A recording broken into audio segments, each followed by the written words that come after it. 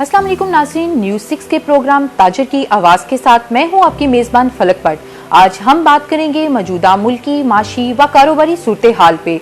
हुकूमत की जानिब से जो बजट पेश किया गया, इसमें FPCCI की जानिब से जारी करदा तजावीज़ पे किस हद तक अमल दरामद किया गया और मौजूदा तनाज़े में क्या माशी पॉलिसियाँ होनी चाहिए। इसी हवाले से आज हमारे साथ मौजूद हैं regional chairman FPCCI doctor Mohammad Arshad साहब।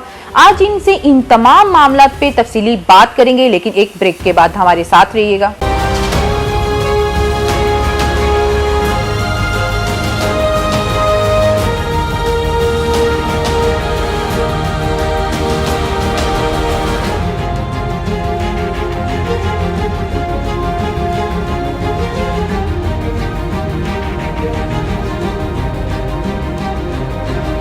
वेलकम बैक नाज़रीन। प्रोग्राम में डॉक्टर मोहम्मद अरशद साहब को खुशामदीद कहते हैं। अस्सलाम वालेकुम सर। वालेकुम अस्सलाम। डॉक्टर अरशद साहब, मुझे बताइएगा, हुकूमत की जानिब से जो आपकी जानिब से बजट के हवाले से तजावीज़ दी गई थी, उस पर किस हद तक अमल दरामद किया गया है? जी, बिस्मिल्लाहिर्रहमानिर्रहीम। आज हमने तकरीबन 3-4 घंटे एनॉमली कमेटी हमारी थी FPCCI, हमने FBR के साथ कम्युनिकेट किया है। तो तकरीबन सभी FPCCI के जो हमारे मेंबरान हैं, दोस्त हैं, एग्जेक्टिव्स हैं, स्टेक होल्डर हैं, तकरीबन सभी की ये एक जो थी ना मुश्तरका एक फीलिंग थी कि जो तजावीज़ हमने FPCCI ने बड़ी मेहनत के साथ और एक बड़ा कॉम्प्रिहेंसिव बुकलेट बना के तो हमने एक बुक की शक्ल में दी थी, प्रिंटेड, और बड़ा अच्छे उसमें डेटे दिए थे। हमने प्रोफेशनल हायर किए थे, एंगेज किए थे, उसमें CA भी 3-4 शामिल थे और इंडस्ट्री के लोग भी शामिल थे, हम भी शामिल थे। लेकिन आज की सबकी यही फील थी कि उनमें से हमें शुरू में तो ये इम्प्रेशन था कि जैसे ज़्यादा नहीं तो कम से कम 70-80% जो है ना हमारी तजावीज़, उसको वो बहुत ज़्यादा सीरियसली गौर भी करेंगे और इम्प्लीमेंट भी करेंगे। लेकिन जो सूरत हाल बजट में अभी तक जो सामने आई है वो तो ऐसे है कि 70% तो जैसे है कि ओमिट कर दी गई हैं और हार्डली कोई 5-7% ली गई हैं, और वो जो ली गई हैं उसमें कंसिडरेशन में वो भी कोई बहुत ज़्यादा वाइटल इम्पोर्टेंस की नहीं है। एक कॉस्मेटिक कह लें, वो एक हमें जैसे होती है ना एक अश्कशोई मामूली सी की गई है। जो मेजर हमने पॉइंट उठाए थे ना, वो हमारा सबसे पहले तो ये था जी कि हमारा जो ईज़ टू डू बिज़नेस है ना, उसके लिए बुनियादी चीज़ें हमने कहा था कि जो है ना मार्कअप और जो है ना एनर्जी कॉस्ट, इसमें खातर खा कमी लाए बगैर कोई भी इस्लाहात, कोई भी सब्सिडीज़, कोई भी जो पैकेज होगा, कोई भी स्टिमुलस होगा, उसका फ़ायदा नहीं होगा। तो इन दोनों बुनियादी चीज़ों का तो कोई उसमें जिक्र पाया भी नहीं गया। मैंने हमेशा मैं कहता होता हूँ कि ये जो दो चीज़ें हैं ना, एनर्जी कॉस्ट और जो मार्कअप है, इसके लिए हमें ज़्यादा नहीं, हम एब्सोल्यूट नंबर में ना भी बात करें ना भी इतने रुपए का यूनिट होना चाहिए और इतने % मार्कअप होना चाहिए। मैं ये कहता हूँ कि कम अज़ कम हमें बांग्लादेश से जो है ना ज़्यादा एक्सपेंसिव हमें नहीं होना चाहिए, ना ही एनर्जी कॉस्ट वाइज और ना ही मार्कअप वाइज। अब बाकी जहाँ तक ताल्लुक़ है इंडिविजुअली डिफरेंट जो है सेक्टर्स हैं, उनके लिए भी कोई ख़ास जो है ना, हाल तो हमें पता है कि ये मारूजी हालात हैं, इसमें गवर्नमेंट के पास भी देने के लिए कुछ ज़्यादा जो है ना कंफर्ट नहीं है, फंड्स नहीं है, पैसा नहीं है, और कलेक्शन भी ज़ाहिर है ये मौजूदा जो हालात बने इसकी वजह से गवर्नमेंट की कलेक्शन भी काफ़ी कम हुई है। इन चीज़ों का हमें अदराक है, अदराक था और अदराक अभी भी है। लेकिन अब कुछ चीज़ें इस तरह की हैं कि जिनमें गवर्नमेंट को एडिशनल अपनी जेब से कुछ नहीं देना पड़ना था, लेकिन जो है ना रिजीम चेंज हो गए हैं। जैसे मैं अपने ही सेक्टर की मिसाल देता हूँ, मेरा ताल्लुक सॉल्वेंट इंडस्ट्री से भी है, वैसे मेरा पोल्ट्री का भी और भी बिजनेस है, लेकिन सॉल्वेंट इंडस्ट्री के बारे में मैं ये बताना ज़रूरी समझता हूँ। वो बड़ा एक गैर मुतवक्को वो आया है हमारे सामने कि इसमें रिजीम जो थी ना वो थी कि एग्जेम्पशन सर्टिफिकेट देने के बाद एग्जेम्पशन राइट दिया हुआ था, जो कि एग्जेम्पशन का राइट जो है ना वो कर लिया गया, वो सीज हो गया, और उसकी जगह पे यह कि at the time of import soybean seed हम इंपोर्ट करते हैं या कोई भी सीड इंपोर्ट करते हैं, उस पर एग्जेम्पशन का जो था ना वो ख़त्म करके तो 2% जो है ना एडवांस इनकम टैक्स उसके ऊपर लगा दिया गया है। और इसको जब हम जाते हैं स्ट्रीमलाइन में जाते हैं इसकी फाइनेंस में, तो टर्नओवर टैक्स इसके ऊपर 1.5 हमारी इंडस्ट्री के ऊपर मौजूद है। अब वो इन दोनों का जब हम तकाबल करते हैं ना, तो रिजल्ट एंड में ये निकलता है कि हमारा ये सेक्टर जो है, एडिबल ऑयल का सेक्टर, सॉल्वेंट इंडस्ट्री जो है, ये पहले इनकम टैक्स रिफंड रिजीम में नहीं थी और अब वो इनकम टैक्स रिफंड रिजीम में आ गई है। और हम सबको पता है कि जब इनकम रिफंड कोई भी जनरेट होता है तो उसका क्या मतलब है पाकिस्तान में। एक तो आपका कैश फ्लो टाइट हो जाएगा, शुरू में हमने 2% जमा करा देना और एंड में जब वो रिफंड निकलना है तो रिफंड जैसे निकलना है और रिफंड को लेने का जो उसका हुकूमत से वो उसको जो कलेक्ट करने का जो निज़ाम है वो कोई मोहताज बयान नहीं है। यह मैं बताना मुनासिब समझता हूँ कि अभी तक हमारे बशमूल हमारी कंपनी के भी जो है 2012-13 से ऑनवर्ड के जाना अभी तक इनकम टैक्स के जो रिफंड है वो पेंडिंग पड़े हुए हैं। उसकी स्लैब कर दी है, पहले सेंट्रलाइज कर दिए। जो इंडिविजुअल सर्कल जो बनाते थे, जो रिफंड जनरेट करते थे, अप्रूव करते थे, ऑडिट करते थे, उनसे लेके तो अब ये सारा सेंट्रलाइज कर दिया गया। और सेंट्रलाइज होने का मतलब वो एफबीआर में चलेगा। अब एफबीआर ने आगे जाके स्लैब्स बना दी कि जी पहली स्लैब हमारी होगी जी 5 मिलियन वाले, फिर आगे 10 मिलियन, इस तरह करके उसमें एक उसका जो एक बड़ा जो है ना, एक जो नामुनासिब पहलू ये निकलता है कि जिनका जितना ज्यादा रिफंड है उतनी ही उनकी बारी देर बाद आएगी। और हो सकता है उस वक्त तक एफबीआर ये भी कह देगी कि हमारे पास रिफंड के बजट खत्म हो गया, अभी नया बजट आएगा फिर हम आपको देंगे। इसका देखें, इसका एक जो ट्रेजिक जो एस्पेक्ट है ना वो ये है कि ये सीधी सीधी डिस्करेजमेंट है लार्ज टैक्स पेयर वालों के लिए। मेरे अपने यूनिट LTU में है। इसका मतलब ये बनता है कि इसके दो मनफी पहलू। एक तो जो टैक्स पेयर है, जो जितना ज्यादा टैक्स पेयर बड़ा टैक्स पेयर है वो उतना ही ज्यादा डिस्करेज हो रहा है। दूसरा एक और पहलू जो है ना, वो मेरा ख्याल है हमारे एफबीआर के जो है ना दोस्त, वो शायद उस एंगल से इन चीज़ों को नहीं देख रहे कि वो जो लोग हमें देखते हैं, जो हम टैक्स दे रहे हैं और जो हम ज़्यादा टैक्स देने वाले हैं, LTU में जो हम लोग हैं, हमें देख के तो वो लोग जो टैक्स नेट में नहीं है वो टैक्स नेट में ना आने का इरादा और पक्का कर लेते हैं। वो हमें देखते हैं कि जो जितना टैक्स देता है उतना ही वो ज्यादा फंस रहा है हुकूमत के जो है पॉलिसियों के अंदर। इसलिए हम मेरे ख्याल में देखिए टैक्स कलेक्शन के निज़ाम को आसान बनाना चाहिए ताकि जो टैक्स नेट से बाहर है उनका टैक्स नेट में आने के हर तरह के खौफ जो है ना वो बजाय बढ़ने के कम हो।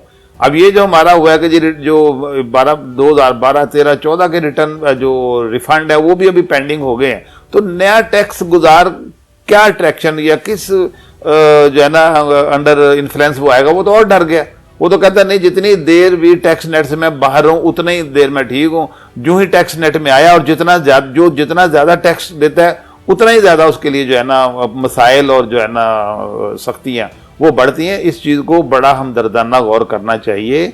ज्यादा टैक्स देने वालों को ज्यादा फैसिलिटेट करें। रिफंड बने तो ज्यादा रिफंड ज्यादा वालों को पहले दें क्योंकि उसका कैश फ्लो ज्यादा शॉर्ट हुआ है। तो ये एक बड़ा जो है ना, एक मैं समझता हूँ अगर ये सहवन हो गया है तो इसको करेक्ट कर लेना चाहिए। अगर सहवन नहीं भी हुआ तो भी ये जो रिजीम हमारे सॉल्वेंट इंडस्ट्री के, इस तरह का और भी होंगे, मैं तो सिर्फ अपनी की बात कर रहा हूँ प्रैक्टिकली, इस तरह को जो रिफंड रिजीम जनरेट करने से अवॉइड करना चाहिए और सिंप्लीफाई करना चाहिए। अभी मेरी 5-6 दिन हुए, अब्दुल्ला यूसुफ साहब यहाँ के एफबीआर के चेयरमैन थे, तो वो उन्होंने मुझे अच्छी तरह याद है, उन्होंने full and final discharge of liability at the time of import introduce करवाई थी और वो इतनी सक्सेसफुल थी कि उन्होंने मेरा ख्याल 1-2 साल के अंदर अंदर उन्होंने रेवेन्यू भी डबल कर लिया था। और हम सब लोग उनको डबल टैक्स दे के भी हमने सब ने उनको बहुत ज्यादा उनको अप्रिशिएट भी करते थे और हम सब इंडस्ट्री वाले, ट्रेड वाले, हम बड़े खुश थे उनके दौर में कि टैक्स हमने ज्यादा भी दिया, लेकिन सिर्फ निज़ाम के सिंप्लीफाई होने से जो है ना टैक्स गुजार जो है वो अट्रैक्ट होता है, वो फैसिलिटेट होता है और वो हर वक्त अपने बुक्स में नहीं उलझा रहता, वो अपने काम में पे ध्यान देता है। अब्दुल्ला यूसुफ खुद कहते होते थे अपने सारे स्टाफ को कि इनको टैक्स लो लेकिन सिंप्लीफाइड तरीके से लो और इनको सिर्फ काम करने दो इनको। तो ये मेरा इसमें है कि ये गवर्नमेंट ने जो एफबीआर ने इस बजट में किया इसको रिकंसिडर करना चाहिए।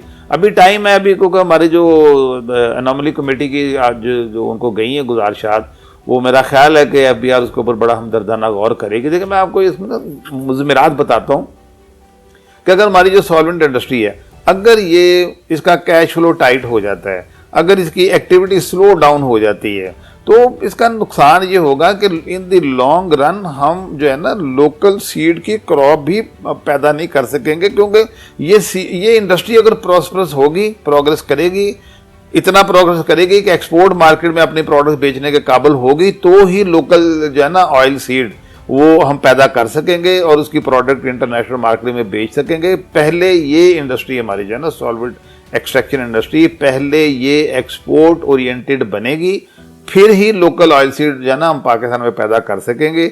अगर ये इंडस्ट्री तंग होती है, ये कन्फाइन होती है, स्क्वीज होती है, श्रिंक करती है, तो हमारा लोकल ऑयल सीड पैदा करने का ख्वाब कभी शर्मिंदा ताबीर नहीं होगा।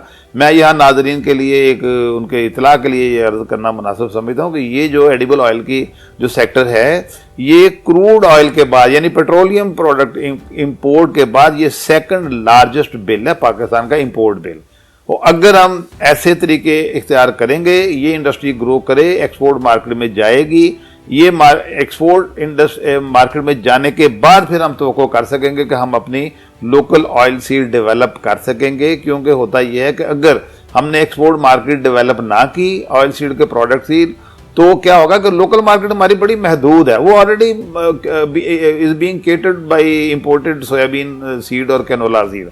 लेकिन जब हम लोकल अगर प्रोड्यूस करेंगे ना ऑयल सीड, तो उसके लिए हमें एक्सपोर्ट मार्केट इसलिए चाहिए कि अगर लोकल मार्केट से थोड़ा सा भी क्रॉप ज्यादा बड़ी आ जाएगी ना, तो यहाँ फिर उसका प्राइस क्रैश कर जाएंगी, सीड की प्राइस क्रैश कर जाएगी। एक दफा ऐसी नॉन कन्वेंशनल क्रॉप्स की प्राइसेस क्रैश कर जाएं तो इसका ग्रोथ 10-10 साल फिर नाम नहीं लेता ये फसल काश्त करने का। और हम ये तलख तजर्बा 2008-9 में पहले कर चुके हैं। हमने, हमारी इंडस्ट्री ने ऑयल डेवलपमेंट बोर्ड के साथ मिलके जो है वो कोई 1.2 मिलियन टन के करीब हमने कैनोला और सनफ्लावर की जो जॉइंट जो थे ना क्रॉप हमने ले ली थी, लेकिन वो लोकल मार्केट उसको ऑब्जॉर्व भी नहीं कर सकी और एक्सपोर्ट मार्केट हमारे पास थी ही नहीं। तो वो फिर ऑयल सीड की कीमतें इतनी क्रैश कर गई कि 5-7 साल जो था ना ऑयल सीड की जो थी ना प्लांटेशन का जो ग्रोथ था उसका जहन बना ही नहीं। तो ये मैं कहना चाहता हूँ कि ये इंडस्ट्री ग्रो करेगी, एक्सपोर्ट मार्केट में जाएगी, फिर ही हम लोकल जो है ना क्रॉप पैदा कर सकेंगे। वरना लोकल क्रॉप पैदा करेंगे, इस इंडस्ट्री के पास एक्सपोर्ट मार्केट नहीं होगी, तो लोकल जो मार्केट है वो मंदे का शिकार हो जाएगी, प्राइसेस ऑयल सीड की इतनी गिर जाएंगी कि ग्रोअर जो है ना वो फिर ये लोकल सीड काश्त नहीं करेगा। नंबर 1। दूसरा मैं ये कहना चाहता कि हमने बड़ा स्ट्रॉन्ग रिकमेंडेशन दी थी अक्रॉस दी बोर्ड। हमने कहा था कि जो 1.5 जो टर्नओवर टैक्स है ना, ये बहुत बड़ा टैक्स है और मेरे इल्म के मुताबिक गालबन दुनिया में कहीं नहीं है कि आपको देखो नुकसान भी होता है तो आपने 1.5% टैक्स हमने देना है टर्नओवर ऊपर। ये बहुत बड़ा टैक्स है, इसकी रकम इतनी ज़्यादा बनती है कि ये इसके ऊपर बड़ा सीरियसली गौर करने की ज़रूरत है। अदरवाइज ये टैक्स जो है ना, ये हमारी ओवरऑल जिस इंडस्ट्री को 1.5 ये टर्नओवर टैक्स लगेगा, उस इंडस्ट्री के एक्सपैंड करने का मेरे ख्याल में कोई चांस नहीं होगा। अच्छा डॉक्टर अरशद साहब बताइएगा कि मौजूदा माशी सूरत हाल को आप कैसे देख रहे हैं? क्या पाकिस्तान मौजूदा माशी सूरत हाल से निकल पाएगा और हुकूमत को इस वक्त क्या इकदाम करने चाहिए? देखिए मौजूदा जो है ना, ये ज़ाहिर है कि ये हालात अल्लाह करे कल ही ख़त्म हो जाएं। ज़ाहिर अल्टीमेटली तो चीज़ें नॉर्मलाइज होनी ही है ना। अब देखो दुनिया वापस अपने काम पे आ गई है। पहले जो है आज से कोई 1 महीना पहले ये था कि हम अपनी एक्सपोर्ट ओरिएंटेड इंडस्ट्री को इसलिए भी मोबिलाइज नहीं कर पा रहे थे कि अगर हम वो प्रोडक्ट्स बना भी लेंगे तो हमारे रिसीवर जो थे, जो डेस्टिनेशन हमारी पोर्ट्स थी, वो नहीं खुली हुई थी। अब तो सारी जो है ना दुनिया वो तकरीबन मोटिवेट हो गई, एक्टिवेट हो गई है।